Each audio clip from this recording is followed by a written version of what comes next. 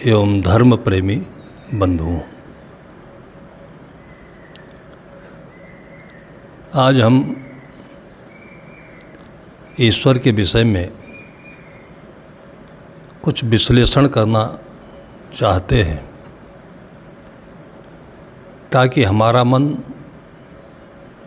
ईश्वर है या नहीं है इस संदेह से परे हो जाए। इसके बारे में लोगों के मन में संदेह रहता है और जो लोग सत्संग करते हैं, ज्ञान की चर्चा करते हैं, इसी संदेह को लेकर के वहाँ वाद विवाद होता है, झगड़ा होता है और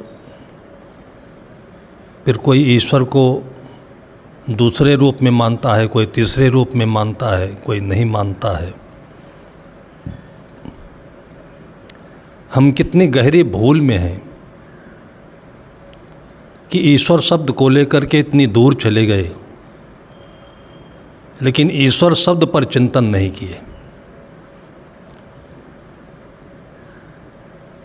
हमारे पूर्वज संत कहते हैं, कबीर काहो अस कही कान काग लिए जाए, कान न टोए बावरा काग काग चिल्लाए। किसी ने कह दिया तेरा कान कौवा ले गया, तो उसने कान देखा नहीं और कौवा के पीछे दौड़ लिया, परेशान हुआ। ईश्वर है या नहीं है, जो ये प्रश्न आता है ये अपने आप के अज्ञान की वजह से, नादानी की वजह से और मन की दौड़ की वजह से आता है। दिमाग अधिक है, जिनके पास दिमाग ज़्यादा है और चेतना नहीं है, आत्मबोध नहीं है, तो दिमाग में ही उड़ते रहते हैं और उसी में प्रश्न उत्तर बनते रहते हैं, प्रश्न उत्तर बनते रहते हैं। दिमाग की वजह से प्रश्न बनते हैं और दिमाग से उत्तर आते हैं। ये दोनों ज्ञान नहीं है, प्रश्नोत्तर ज्ञान नहीं है। प्रश्न तो बनते रहना दिमाग का, मन का स्वभाव है। ये जीवन की आवश्यकता नहीं प्रश्न। जीवन की आवश्यकता तो भूख है, भूख के बाद भोजन है, सिर दर्द हो तो सिर दर्द कैसे मिटे ये है, लड़ाई झगड़ा बहुत होता रहता है तो क्यों होता है ये है। ये हमारे प्रश्न है जीवन के। ईश्वर शब्द लेते ही दिमाग ईश्वर शब्द को लेकर उड़ने लगता है, ईश्वर है या नहीं है। आत्मा में होते तो पहले ये पूछते कि ईश्वर कहते किसे हैं, ईश्वर है कौन। किसी व्यक्ति का नाम ईश्वर हो सकता है, वो व्यक्ति भी ईश्वर है। इस्लाम धर्म का ईश्वर अलग है, हिंदू धर्म का ईश्वर अलग है, क्रिश्चियन धर्म का ईश्वर अलग है। और सब मौन हो जाए तो जो है वो है, जो नहीं है वो नहीं है। यदि मनुष्य ईश्वर शब्द का नाम नहीं ले तो क्या लगता है कि आसमान उड़ जाएगा, पृथ्वी खो जाएगी, बाग बगीचे गिर जाएंगे, मनुष्य मर जाएगा। तो जब सब कुछ है इसमें, तो इसी को चाहे ईश्वर मानो, चाहे अनीश्वर मानो, चाहे इसको भूत मानो, चाहे प्रेत मानो, क्योंकि हम मानते हैं तो जो हमारे मन में है वही तो मानते हैं। तो ईश्वर क्या है, ईश्वर है या नहीं है कि पहले यह समझना जरूरी है। एक बड़ा रोचक दृष्टांत हमारे गुरुदेव जी कहा करते थे, सत्यज्ञान प्रकाश में। बहुत पहले उन्होंने इसको लिपिबद्ध किया था कि राजा के यहाँ एक सेविका रहती थी, रानी के साथ में उनकी सेवा में, देख रेख में। तो एक दिन देर से आई, पंक्चुअल थी, बहुत ही विनम्र और बहुत संवेदनशील, दुख सुख दर्द पहचानने वाली, आदेश की प्रतीक्षा में नहीं होती थी। वो अपना ही समझ करके रानी के आसपास की सारी व्यवस्था को देखती थी, इसलिए रानी का उसके प्रति लगाव था। ख्याल में रखती थी रानी। उस दिन देर तक नहीं आई, और जब आई तो रोते हुई आई। तो उसने रोने का कारण पूछा तो उसने कहा कि सोढ़रमल की मृत्यु हो गई। सोढ़रमल की मृत्यु हो गई, इतना सुनते ही वो नौकरानी तो रो ही रही थी, सेविका रो ही रही थी, वो रानी भी रोने लगी। और रानी को रोते देख करके राजा ने देखा तो राजा भी रोने लगे। राजा रानी को रोते देख करके फिर उनके परिसर के, अंतरपुर के जितने लोग थे वो सब रोने लगे, पूरी कैबिनेट रोने लगे। फिर बात फैली तो जितनी प्रजा थी सब रोने लगी, पूरे राज में सब रोने लगे। और किसी से पूछे कोई, एक तो कोई पूछता नहीं था क्यों रो रहे हो, और कोई पूछे तो बस इतना बताते सोढ़रमल मर गया, सोढ़रमल मर गया। इसी बीच में कोई संत भ्रमण करते हुए किसी घर में आए। उन्होंने पूछा, भाई रोने का कारण क्या है, क्या तकलीफ़ है? कहा, हमारी तो कोई तकलीफ़ नहीं है, सोढ़रमल ख़त्म हो गए, मर गए। तो कहा, सोढ़रमल कौन थे? कहा, ये तो हमें नहीं मालूम। वो रो रहे थे, उनसे पूछा, उन्होंने कहा मर गए, तो मैं भी रोने लगा। जब महात्मा जी इसके पीछे पड़ गए कि आखिर सोढ़रमल है कौन, भाई उसका तो पता लगाओ। कोई वृद्ध व्यक्ति था, स्वाभाविक मृत्यु हो गई,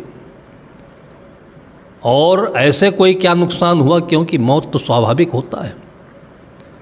पता लगाते लगाते सब लोगों ने यही कहा कि सोढ़रमल मर गए, लेकिन किसी ने नहीं बताया कि सोढ़रमल है कौन। महात्मा जी पीछा छोड़े नहीं, पूछते पूछते फिर राज दरबार तक पहुँचे।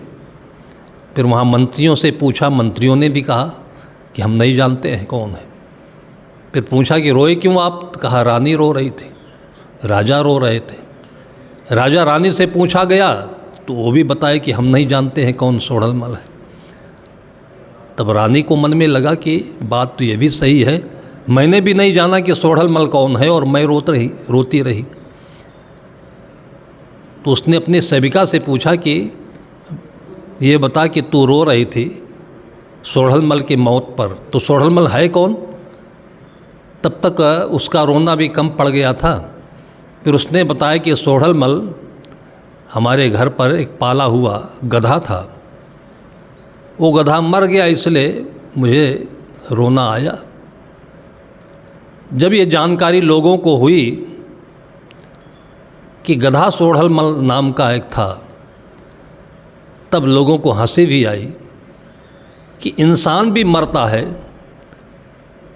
और स्वाभाविक मृत्यु सबकी होती है, और आज पूरा राज रो रहा है और वो सोढ़रमल गधा के लिए रो रहा है। तो इसी प्रकार से हम लोग ईश्वर है या नहीं है, इसके पीछे इतना बड़ा बवंडर खड़ा कर दिया। आज हिंदू मुसलमान पूरी दुनिया में दो ध्रुव बन गए, एक दूसरे के दुश्मन। हिंदू ईसाई, हिंदू मुसलमान, और हिंदुओं में भी जो अनेक मतपंथ हैं, कोई ईश्वर मानता है, कोई नहीं मानता है, ये भी हिंदू मुसलमान जैसे ही लड़ते हैं, एक दूसरे को देखते हैं। आर्य समाज में इसको लेकर के बहुत बहस होती है, और ब्रह्मा कुमारी में ईश्वर को लेकर अलग बहस होती है। मैं सोचता हूँ कि मानना ना मानना ये तो अलग बात है।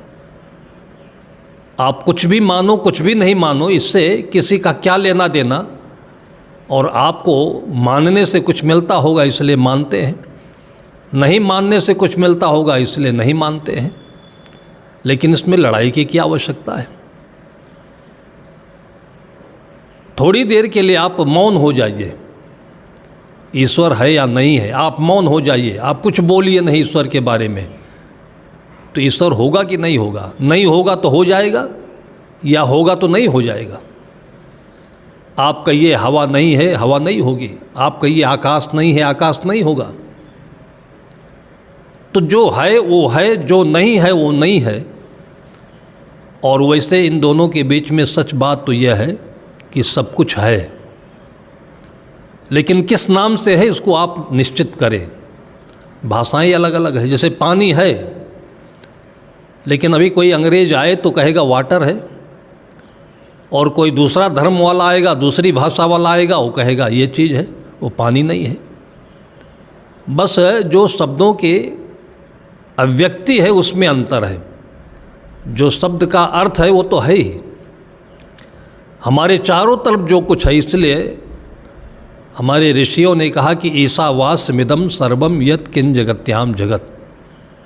एकदम सरल अर्थ का श्लोक है ये, कि ईश्वर के बारे में आप इतना हल्ला क्यों मचाते हैं। ज़्यादा सोचने की आवश्यकता ही नहीं है, चारों तरफ है, और ये है जो है आपकी मानसिकता का प्रतीक है। आजकल लोगों की मन में जो तरह तरह की बीमारियां आ रही हैं, उसमें एक बीमारी है और नहीं है की भी है। बड़े बड़े अमीरों के घर में, संपन्न लोगों के घर में, अच्छी अच्छी नौकरी पर काम करने वालों के घर में निगेटिविटी आ जाती है। ये नहीं है, वो नहीं है, क्या होगा, कैसे होगा। मतलब जिसको गाड़ी का बैक गियर कहते हैं, तो जैसे बैक गियर लगने से गाड़ी खड्ड में चली जा सकती है, वैसे ही मन में नकारात्मक भाव आ जाए, या मन में जो सोचने की जो हमारी वृत्ति है ये उल्टी हो जाए, इससे कितना नुकसान हो रहा है इसको हम समझने को तैयार नहीं हैं। हमारे ऋषि मुनियों ने बहुत बृहद चिंतन किया होगा स्थिर होकर के, और उन्होंने कहा कि आपके लिए सब कुछ है, और आप जो चाहते हैं उस चाहने में आप पॉजिटिविटी रखिए, आपके लिए सब कुछ है। आप धैर्य रखिए तो खाना पीना भी है, आनंद भी है, सुंदर जीवन भी है, और सारी सुविधाएं हैं। आप प्रेम से, प्यार पूर्वक इससे योग करिए, इसके साथ में रहिए, और आप इसका आनंद लीजिए, अपना आनंद उसको दीजिए। लेकिन मानसिकता गलत है, निगेटिविटी है।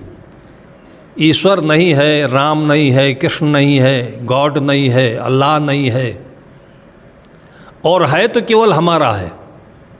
नहीं है और है तो केवल हमारा है, ये दोनों ही नेगेटिव है। एक अहमवाद है, दूसरा हीनवाद है, और इसी दो ध्रुव पर लोग रहते हैं। दोनों ध्रुव बीमारी है। एक अति है संसार में अहंकार की, और दूसरा हीनता की अति है। आप एक उदाहरण से समझिए, कोई दुकान करता है, उसके दुकान में परचून के सामान हैं बहुत सारे, तो बहुत सारे दुकान हैं कि सब सामान रखते हैं, फिर भी एक दो सामान हो सकता है नहीं हो। लेकिन जब ग्राहक आता है और को कहता है कि हमको अमुक सामान चाहिए और उसके दुकान पर नहीं है, तो होशियार दुकानदार जो होता है वो नहीं कहता है कि सामान नहीं है, वो कहता है कि एक मिनट रुकिए, सामान है, अभी मैं गोडाउन से लाता हूँ। है नहीं उसके पास, लेकिन कहता है रुकिए, अभी गोडाउन से लाता हूँ, और चुपके से वो अपने साथी को बोल देता है और पड़ोस से वो सामान मंगा करके दे देता है। आपको पता है इससे क्या लाभ है? इससे ये लाभ है कि उसका ग्राहक निराश नहीं होता है, उसका परमानेंट कस्टमर बन जाता है। और दूसरा व्यक्ति है सत्यवादी बनने के नाम पर, ये सत्यवाद का पाखंड है, अति है, कि मेरी दुकान में यह सामान नहीं है। मतलब अपने भी निराश हुए और दूसरों को भी निराश किया। आखिर ईश्वर क्या चीज़ है? उसको आप मिठाई भी मान सकते हो, उसको आप एक फूल भी मान सकते हो, उसको आप बहन मान सकते हो, उसको माँ मान सकते हो, पत्नी मान सकते हो, पति मान सकते हो, जिसकी वजह से आपके जीवन को सांत्वना मिले, सुकून मिले, स्वास्थ्य मिले, तृप्ति मिले, यह तो आपकी इच्छा है। और जिसकी वजह से ये मिले उसी को आप ईश्वर मानो। इसलिए मैंने एक परंपरा देखी है, और उस परंपरा में कोई भी जो भक्त आता है तो उसका नाम के साथ में प्रभु अवश्य लगा देते हैं। कोई राम नाम का आया तो राम प्रभु, कोई प्रहलाद नाम का आया प्रहलाद प्रभु, केवल नाम लेते प्रभु लगा देते हैं। प्रभु का मतलब हमारे अलावा भी हमारे ही समान या हमसे श्रेष्ठ कोई है। तो अपने जैसे दूसरों को मानना ये तो प्रेम है, लेकिन अपने से और अच्छा मानना ये परम है, प्रेम और परम। तो जो अपने से दूसरों को अच्छा मानता है वो दूसरों की दृष्टि में और अच्छा हो जाता है, क्योंकि क्रिया की ही प्रतिक्रिया होती है। हम जो चेहरा लेकर के आईना के सामने जाते हैं वही चेहरा हमारे अंदर में फिर बन जाता है और आईना में दिखने लगता है, हमारा ही चेहरा होता है। तो जो हमारे अंदर में ये नकारात्मक विचार है, नहीं है वाला, क्या चीज़ नहीं दुनिया में, और दुनिया में वही चीज़ है जो आप हैं। आप बुरे हैं तो दुनिया में बुराई है, आप चोर हैं तो दुनिया में चोर है, आप अच्छे हैं तो दुनिया में अच्छाई है। नहीं अच्छाई है तो जो आपको बुरा व्यक्ति मिला हुआ है वो भी अच्छा हो जाएगा। हम लोगों के जीवन में आए दिन ऐसे घटनाएं घटती रहती हैं। मैं एक बार बिहार के कार्यक्रम में जाने के लिए सुबह की ट्रेन थी और स्टेशन पर पहुंच गया। अब सुबह का समय लोग आलस में होते हैं, कुछ सो रहे होते हैं, जो सुविधा में होते हैं वो दूसरों का ध्यान भूल जाते हैं। ये आम तौर से लोगों के मन की आदत होती है। तो मैंने देखा कि सब लोगों ने अपनी शांति के लिए, अपने चैन पूर्वक सोने के लिए जो कोच का डिब्बा होता है उसका लॉक कर दिया, बंद कर दिया। अब जिस कोच में हमारा रिजर्वेशन था वो भी बंद, गाड़ी का स्टॉपेज केवल 2 मिनट था। हम परेशान हुए। फिर 2-3 डिब्बे के आसपास में कोई डिब्बा खुला मिला तो सामान लेकर के हम साथी के साथ चढ़ गए। फिर सिर पर सामान लेकर के घिसटते घिसटते अपने कोच में पहुँचे तो देखा कि लोग जग तो रहे थे लेकिन आराम से, जैसे मगर पानी के किनारे तट पर लेटा रहता है वैसे लेटे। तो कुछ देर तक हम खड़े रहे कि हमको देख करके हो सकता है ये उठ जाए।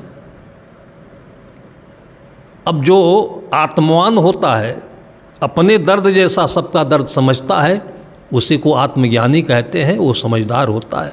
ऐसा होता तो वो सीट छोड़कर खड़ा हो जाता। उसको पता था कि सीट हमारी नहीं किसी और की है, और उसको ये समझदारी आ जानी चाहिए कि ये इंसान खड़ा हुआ है तो कुछ अपेक्षा में है।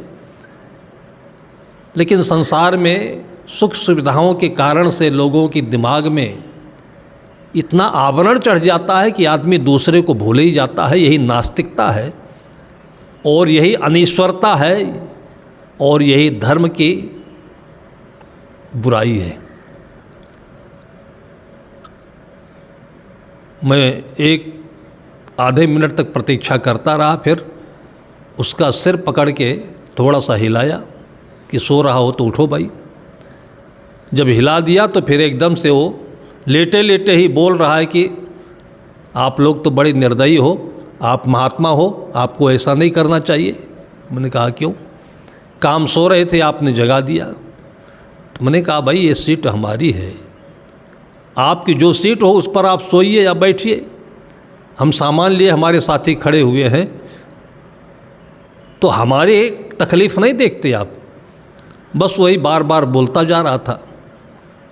तो उसी में केबिन में कोई एक व्यक्ति रहा होगा, भला आदमी, फिर उसने उसको फटकार लगाई कि एक तो ये महात्मा है, इनके साथ तुम्हें ऐसा कुटिल वचन बोलना नहीं चाहिए। इनकी सीट ना हो तो भी कुछ मर्यादा या तो कुछ तुम्हें प्रेम रखना चाहिए, और इनकी सीट है तुम लेटे लेटे अभी बकवास कर रहे हो। तब जाकर के अंगड़ाई लेकर के उठा और उसके बाद सीट खाली हुई। फिर हम लोग सामान एडजस्ट किए, फिर बैठे। सवेरा हो गया था, 6-7 बज गए थे। फिर मैंने देखा कि वो पत्नी के साथ 2-3 बच्चों के साथ बैठा था। अब जो दूसरों के साथ ऐसा करता है उसके मन पर जो आवरण चढ़ा हुआ है, जिसको बद्दा मन कहते हैं, मूर्खता कहते हैं, वो अपनों के साथ भी ऐसे करेगा, अपने साथ भी ऐसे करेगा। और इसलिए इस संसार में जीवन का पूर्ण विकास नहीं हो पाता है, फूल खिल नहीं पाता है, खुशबू आ नहीं पाती है, और आदमी अंदर ही अंदर में घुटता रहता है, दूसरों को तकलीफ़ देता है और सरकार को, ईश्वर को दोष देता है। जितने भी इस प्रकार के लोग हैं, सब के सब, उसमें पढ़े लोग भी हैं, अनपढ़ भी हैं, हर एक प्रकार के लोग हैं, हर एक समुदाय के लोग हैं, बस दो चीज़ों को याद करते हैं। अपने तो उनकी ज़िंदगी बिल्कुल निकम्मा है, आलस्य में है, और सही उठना नहीं, सही काम करना नहीं, सही से खाना नहीं, सही से व्यवहार नहीं करना, और प्रमाद में जीना, और उसके बाद फिर बोलना कि बेरोजगारी बढ़ गई है। भगवान तो कहीं मर गया है, वो देखता नहीं है कि हमारे बच्चे भूखे मर रहे हैं। सरकार तो कुछ ध्यान नहीं देती है कि फ्री का राशन नहीं दे रही, नौकरी नहीं दे रही। जब हमने शादी की, जब हमने बच्चे पैदा किए, तो हमने क्या सरकार के यहाँ रजिस्ट्रेशन कराया था कि हम बच्चे पैदा करने जा रहे हैं, आपको ये देना पड़ेगा? ईश्वर से हमने आज्ञा ली थी कि हम बच्चे पैदा करने जा रहे हैं, आपको खाना देना पड़ेगा? तब तो शादी की रात रात बारूद जला करके, लाखों रुपए पानी में बहा करके, और बच्चे पैदा किए तो वासना बस किया, कुछ चिंतन नहीं, कितने होते जा रहे हैं उसकी कोई गणना नहीं। इस प्रकार से समाज में लोग सारे के सारे अपने प्रमाद में, अपने भोग विलासता में डूब करके दुनिया की समस्याएं बना लेते हैं और दो को दोष देते हैं, एक सरकार और एक भगवान, क्योंकि ये दोनों कोई चीज़ नहीं है। सरकार भी, नरेंद्र मोदी कोई सरकार थोड़ी है, राहुल गांधी कोई सरकार थोड़ी है, वो व्यक्ति हैं, आज वो हैं, कल वो हैं, कल वो हैं। और आप देखिए कि जो भी सरकार में आता है, ये सारी पब्लिक मिल करके, कुछ नेता लोग भी उकसा देते हैं अपनी बारी आने के लिए कि बेरोजगारी है, महंगाई है, ये है, वो है। हम देखते हैं कि आज के 50 वर्ष पहले जितने भी अखबार हैं, सब महंगाई से पटे भरे पड़े हैं। जब 5 रुपए का सीमेंट का बैग मिलता था तो भी महंगाई थी, और आज 400 रुपये, 350 रुपये में सीमेंट का बैग मिलता है तो भी महंगाई है। इस तरह से लोगों की एक जुबान पर आदत पड़ गई है बेरोजगारी की और महंगाई की। वो अपने को नहीं सोचते हैं कि हम क्या हैं, और दूसरों को दोष देते हैं। काले कर्म ईश्वर ही मिथ्या दोष लगाए। मैंने देखा उस आदमी को कि उसके पास 2 बच्चे थे। वो बच्चे को कोई बीमारी थी, वो रात भर नहीं सोई, उसको बार बार उल्टी होने की तकलीफ़ थी, मन में बेचैनी हो रही थी। उठे, जैसे चले तैसे चक्कर आने लगे, गिर जाए, फिर उल्टी हो जाए। लेटे तो नींद नहीं आ रही थी, उठे तो चैन नहीं पड़ रहा था, उल्टी हो जाती थी। बहुत परेशान थी। रो रहे, रोते रोते थक जाए तो चुप हो जाए, फिर उल्टी हो। आधे घंटे मैं देखता रहा, लेकिन इतना मूर्ख आदमी वो मशीन जैसे, जानवर जैसे बच्चे पैदा करके छोड़ देने वाला। और ऐसे ही लोगों ने ईश्वर को और सरकार को आज नाको दम कर दिया है, और उसके बाद फिर सरकार की बुराई करना और ईश्वर की बुराई करना, क्योंकि दोनों अदृश्य हैं। इनकी बुराई करो, कोई बोलने वाला तो है नहीं। और इसी प्रकार के लोग घर के मालिक के ऊपर भी इल्ज़ाम लगाया करते हैं। बाप माँ और मर मर के कमा करके बच्चों को अपनी सब कुछ, अपना कलेजा तक दे देते हैं, लेकिन बहुत कम ऐसे देवता पुत्र होंगे, बेटियां होंगी जो अपने माता पिता को धन्यवाद देते हैं।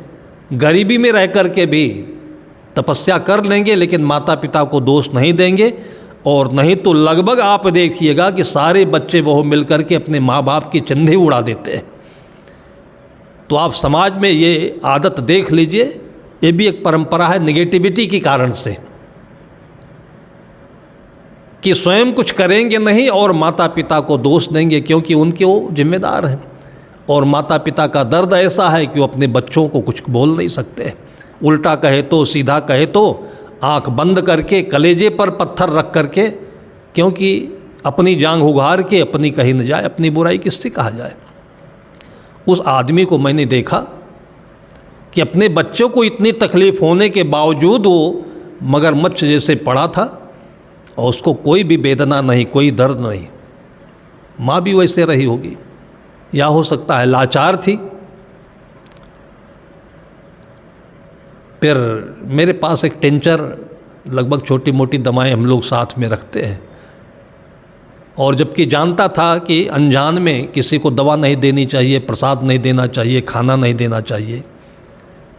जो अच्छे लोग हैं उनको हर जगह धर्म संकट है, क्योंकि उनके पास दुख दूर करने के सारे उपाय हैं, शारीरिक भी मानसिक भी। लेकिन धर्म संकट यह है कि उपाय को कोई लेना नहीं चाहता है। जो अच्छे लोग हैं उनके पास सुख साधन सारे संपत्ति सब कुछ है, लेकिन दुर्भाग्य है कि कोई उसको लेना नहीं चाहता है। लेना भी चाहता है तो क्या चाहता है कि पैसा दे दो दारू पिए, पैसा दे दो नशा करें, पैसा दे दो, मतलब अपने विलासिता के लिए, इंद्रियों के भोग के लिए, ज़िंदगी जीने के लिए नहीं, ज़िंदगी को अच्छा बनाने के लिए नहीं। उनको जो कुछ भी चाहिए केवल मस्ती करने के लिए चाहिए। अब जो सज्जन व्यक्ति है वो सोचता है कि पैसा देना इसके ज़िंदगी को और बिगाड़ना है। तो अमीर लोग में मैंने देखा है कि बहुत ऐसे दयालु प्रकृति के लोग होते हैं, लाखों करोड़ों की संपत्ति कहाँ पर दे, किसे दें, लेकिन जब देखते हैं उन्होंने मेहनत करी, पहले कभी रेहड़ी चलाई होगी, भंगार का काम किया होगा, दूसरों के घरों में बर्तन मांजा होगा। विशेष करके मैं मारवाड़ियों के घर में देखा हूँ कि कितनी यातना सह करके, कितने अभावग्रस्त जीवन जी करके उन्होंने फैक्ट्री बनाई, आज करोड़ों के वो स्वामी हैं। उनके मन में दया है, करुणा है, लेकिन जिनके पास तकलीफ़ें हैं उनके लिए अपने अंदर में करुणा नहीं है, अपने के लिए करुणा नहीं है कि हम शुद्ध भोजन करें, संयम से रहें, अच्छी जगह बैठें, तो पहले तन मन स्वस्थ हो, उसके बाद अपने आप विकास हो जाएगा। फिर मैंने देखा कि वो बच्ची रो रही है, तो हमारे पास एक टिंचर था। बच्ची से पहले मैंने उसके पिता से पूछा कि आपकी बच्ची को तकलीफ़ है, तो अगर आपकी अनुमति हो तो इसको मैं एक दवा दे दूं। लेकिन पहले से वो इतनी मूर्खता कर चुका था हमारे साथ में कि हाँ करने की उसकी हिम्मत नहीं हुई। फिर मेरे मन में आया कि मौनम स्वीकृति लक्षणम, और ये तो बोलेगा नहीं, लेकिन बच्चे को तकलीफ़ है तो रिस्क ले करके, बाय द वे वो साइड इफ़ेक्ट से कोई नुकसान कर जाए तो मुसीबत।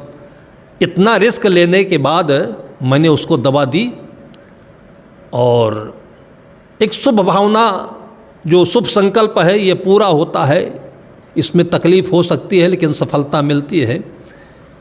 इसलिए साधु संत लोग तपस्या करते हैं कि दर्द होता है, तकलीफ़ होती है, भूखे रहना पड़ता है, सब कुछ होता है, लेकिन इससे लोगों के मन की भावनाएं सुंदर बनती हैं। मैंने उसको दवा दी और 15 मिनट के बाद में वो दवा वो काम करी, उल्टी बंद हो गई, चक्कर बंद हो गया। फिर वो बच्ची खेलने लगी, फिर बिस्कुट मांगी, बिस्कुट दिया, उसको खाने लगी। एकदम एक अच्छा वातावरण बन गया। फिर उसका जो प्रभाव पड़ा, मैंने तो कोई अपने पंथ का उसको परिचय नहीं दिया, मैंने कोई ज्ञान नहीं दी, मैंने कोई पुस्तक नहीं दी। मैंने तो मेरे दिल से जो दर्द था वो दर्द से प्रेरित होकर के जो करना था वो किया। लेकिन जो प्रभाव पड़ा उस आदमी के मन में, वो प्रभाव मैंने क्या देखा कि जब कहीं स्टेशन पर ट्रेन रुकती तो पानी के लिए, गर्मी के दिन थे, हमारे साथी बोतल लेकर नीचे जाते, तो फिर वो बोतल हाथ से छीन लेता रास्ते में ही, और जा कर के फिर उस बोतल में भी और नए बोतल खरीद करके पानी ले आता, फिर फल भी लाता। और उसके बाद रास्ते भर उसने बात तो नहीं की, क्योंकि बात करने का रास्ता तो पहले बंद कर दिया था, लेकिन बहुत कुछ किया उसने। फिर जब हमारा जंक्शन आया, उतरने लगे, तो सारा सामान सिर पर लेकर के नीचे उतरवाया, और उसके बाद अपने जेब से कुछ रुपए निकाल कर हमारे हाथ में देने लगा। मैंने कहा भाई क्यों देते हो? कुछ बोला नहीं, बस इतना ही बोला कि ये अपनी सेवा में लगा लीजिएगा, आपने जो किया मैं उसका ऋण कभी चुका नहीं पाऊंगा। मैंने कहा भैया मैंने कोई आपको ऋणी नहीं बनाया है, मेरी पीड़ा थी, मैं उसको देख नहीं सकता था इसलिए किया, मैं अपनी पीड़ा मिटाया हूँ। अगर आपको कुछ देना हो तो मेरी एक बात मानना कि अब से किसी भी व्यक्ति के साथ इस प्रकार का रूखा व्यवहार नहीं करना, और महात्मा संत मिले तो सीट उनकी ना हो तो भी उनको बैठने की जगह तुम दे देना। सद्गुरु ने कहा है हमारे कि संगत कीजिए साधु की हरे और की व्याधि, बसिए संत पड़ोस। जहाँ भी आप बैठो, जहाँ भी रहो, तो वहाँ आसपास में संत हों, अच्छे लोग हों, अच्छा वातावरण हो, तो तुम्हारे सारे क्लेश, सारे दुख मिट जाएंगे। यही भगवत्ता है। ये भावना ऐसी है कि इसमें कुछ अपना खर्च भी नहीं होता है, भावनाएं बढ़ती जाती हैं तो बल्कि और हमारे ऊपर सब प्रकार की चीज़ों की बरसात होने लगती है। ये प्रकृति ही बरसने लगती है, जिसको धन धान्य कहते हैं, समृद्धि कहते हैं, ऐश्वर्य कहते हैं, और इसी को ईश्वर की कृपा कहते हैं। इसलिए ईश्वर अनीश्वर को लेकर, अल्लाह को लेकर, ये शब्दों को लेकर कभी भी हमें उलझना नहीं है। हमें तो अपने मन को सकारात्मक पक्ष में लाना है, जहाँ से हमारा चित्त भी खुले और सबके चित्त में जा कर के एक व्यापक अवसर बना दे, व्यापक आकाश बना दे, और सबके जीवन का कल्याण हो। इन्हीं शब्दों के साथ अभी की चर्चा को विराम देते हैं।